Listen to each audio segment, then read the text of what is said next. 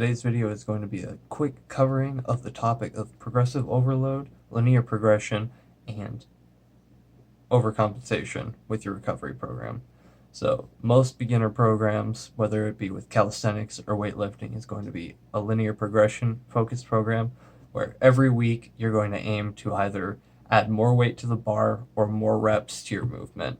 Since I focus primarily on the calisthenics side, you're going to be primarily focusing on adding more reps until you can get about 8 to 12 if you're working in that hypertrophy range until you change progressions. And since calisthenics, the name of the game is changing progressions for that progressive overload, since you're going to be, instead of adding more weight, you're going to be changing the leverages on your lifts. So let's say you go from an Australian pull-up or a bodyweight row on gymnastic rings, you're going to go to a chin-up or maybe even a negative chin-up.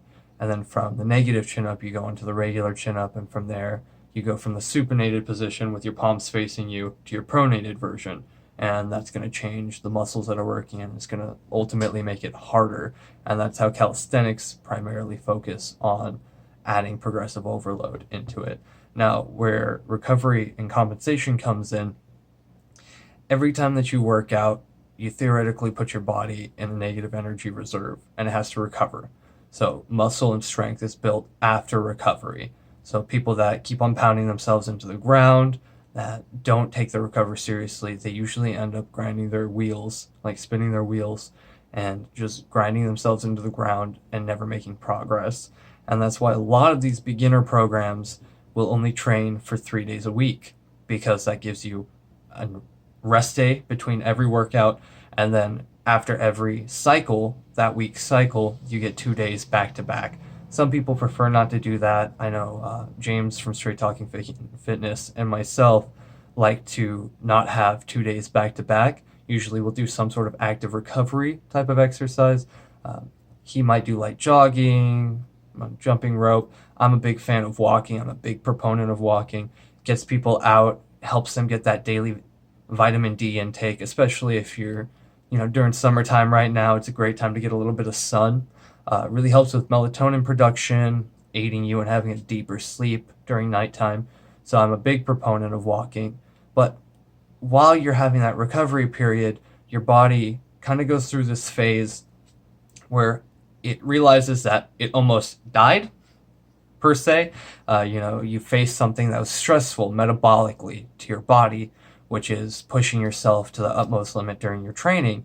And while it's recovering, it goes, wow, we almost didn't survive that last time. We need to get stronger.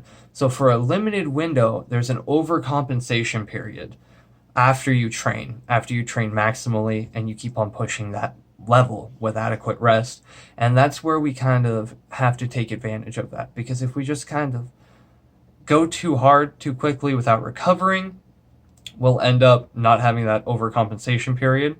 So we won't get that maximal strength gain that we're getting. We're still working below the crease. And I have a nice article talking about that on how to make hypertrophy gains with calisthenics. But that's besides the point. After you start working in that negative gain, you kind of just get diminishing returns, and it just falls off. So you have to make sure that you're taking recovery into effect. Now, if you wait too long, and then you've recovered from that, you've got your overcompensation, and you keep on resting, you're just going to go back down to a baseline or start getting weaker, depending on how long you rest.